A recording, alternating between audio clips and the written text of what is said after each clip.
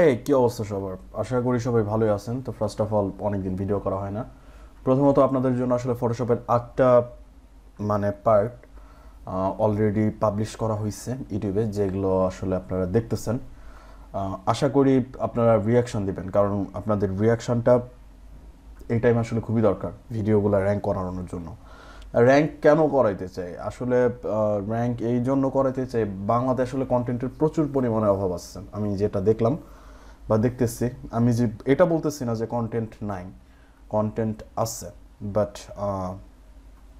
আমি এটাও দাবি করতেছি না এগুলো কোয়ালিটিফুল কন্টেন্ট, কারণ এগুলো সেমি কোয়ালিটিফুল আমি জানি। তো আপনারা আপনাদের আসলে রিয়াকশনগুলো দেবেন। এই পার্টটুকু রাখবো কিনা আমি জানিও না ভিডিওতে, তবে রাখলে আপনারা শুনতে পাবেন বা দেখতে পারবেন। তো চলেন মূল ভিডিওতে চলে যাই। এই পর্বে এসে আমি যেটা দেখাবো সেটা হচ্ছে অ্যাডোবি ফটোশপের সিলেকশন টুলসগুলো। এখন সিলেকশন টুলসগুলো কী কী অ্যাডোবির? প্রথমত আপনারা তো যেহেতু একটা ভিডিও আমি অ্যাজিউম করে নিচ্ছি আপনারা আসলে ভিডিওগুলো দেখে আসছেন, তো যদি না দেখেন তাহলে দয়া করে যান প্লেলিস্টে, শুরু থেকে দেখে আসেন যদি আপনি বিগিনার হন। আর যদি মিড লেভেলের হন তাহলে সমস্যা নেই, থাকেন। এখন যে বিষয়টা সেটা হচ্ছে আমি অলরেডি একটা ইমেজ ডাউনলোড করে রাখছি। লেটস ওপেন ওই ইমেজটা আসলে ওপেন করি। ফোনে ব্রেকআউট করি তো ভিডিওটা, মানে আপনারা আমারই দেখতে পাচ্ছেন ফোনে, বাট স্ক্রিনটা পিসিতে, তো ফোনের ইয়েটা রাখার জন্য ঝামেলা হয়েছে। ওপেন হচ্ছে, তো এই পার্ট থেকে শুরু করি। তো অ্যাডোবি ফটোশপের সিলেকশন করার জন্য আসলে অনেক টুলস আছে, অনেক টুলস আছে। ইন্ডিভিজুয়ালি যদি বলতে চাই, যেমন হচ্ছে সিলেকশনের জন্য এই যে মার্কিউ যে টুলগুলা, আপনারা যদি এখানে ক্লিক করেন তাহলে দেখবেন রেক্ট্যাঙ্গুলার মার্কিউ টুল, এলিপ্টিক্যাল মার্কিউ টুল, সিঙ্গেল রো মার্কিউ টুল, সিঙ্গেল কলাম মার্কিউ টুল। দেন হচ্ছে আবার এইখানে যদি আসেন তাহলে দেখবেন লেসো টুল, পলিগনাল লেসো টুল, ম্যাগনেটিক লেসো টুল। দেন হচ্ছে আবার যদি এইটাতে আসেন তাহলে আরও 3টে টুল পাবেন, যেটার ফার্স্ট অফ অল হচ্ছে অবজেক্ট সিলেকশন টুল, সেকেন্ড টুল হচ্ছে কুইক সিলেকশন টুল, তারপর হচ্ছে ম্যাজিক ওয়ান টুল। তাহলে টোটাল কয়টা গেল? এখানে হচ্ছে 4টা, এখানে 4টা, এখানে 4টা, 3 4 12টা। এখন 12টা টুলস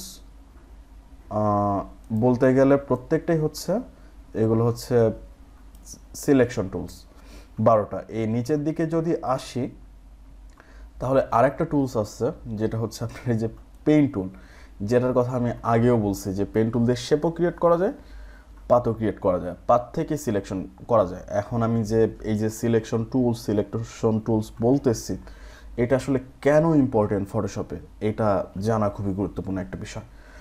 যারা ফটো ম্যানিপুলেটর বা যারা ফটো এডিটের জন্য ড্রাইভ দেয়, সিলেকশনটা তাদের জন্য আসলে দুধ ভাত। আর মানে ফটো ম্যানিপুলেশন বলেন বা প্রজেক্টের যে কোনো কাজ, মানে ইমেজ নিয়ে কোনো একটা কাজ করতে গেলে দেখবেন যে আপনার বিষয়টা সিলেক্ট করা লাগতেছে। কেমন? যদি মনে করেন, আমি যদি মনে করি যে আমি গেঞ্জির কালারটা জাস্ট চেঞ্জ করতে চাই, তাহলে কি করতে হবে? আমার গেঞ্জিরে সিলেক্ট করতে হবে, যেভাবেই হোক গেঞ্জিটারে সিলেক্ট করতে হবে, দেন আমি এই গেঞ্জির কালারটা চেঞ্জ করতে পারবো। এখন সিলেক্ট করার জন্যে অনেকেই অনেক টাইপের টুলসের নিবে, মানে সহায়তা নিবে, মানে যে যত দ্রুত সিলেক্ট করার জন্য, দ্রুত প্রসেস করার জন্য অনেকে অনেক অনেক প্রসেস নেবে। যেমন ধরেন আমি এখানে গেঞ্জি সিলেক্ট করতে যাই, দ্রুত সিলেক্ট করতে যাই, হাতটাও সিলেক্ট করে ফেলছি। তো এরপর ধরেন আমি এখান থেকে হিউ স্যাচুরেশনে যায়, আমি হচ্ছে এই গেঞ্জির কালার চেঞ্জ করার ট্রাই করতে পারি। দেখেন গেঞ্জির সাথে হাতের কালারটাও চেঞ্জ হচ্ছে, বিকজ হাতটাও আসলে আমার সিলেকশনে চলে আসছিল, যে কারণে হাতের কালারটাও চেঞ্জ হচ্ছে। তো সিলেকশন করার সময় যদি হাতটা বাদ দিয়ে ফেলতে পারতাম তাহলে আমি এখান থেকে ইজিলি গেঞ্জির কালারটা চেঞ্জ করতে পারতাম বা টি শার্টের কালারটা চেঞ্জ করতে পারতাম। তো যারা ফটো ম্যানিপুলেটর আছে তাদের জন্য সিলেকশন টুলস খুবই গুরুত্বপূর্ণ একটা টুল। আর এটার মানে একেবারে গুরুত্বপূর্ণ যে বিষয়টা কি, প্র্যাকটিক্যাল যখন কাজ করতে যাবেন তখন বুঝবেন। তো এখন সিলেকশন টুলস নিয়ে অল্প কিছু কথা বলি, কারণ এইটার 2টা পার্ট করা উচিত আমি বুঝতে পারতেছি। এইটা করি।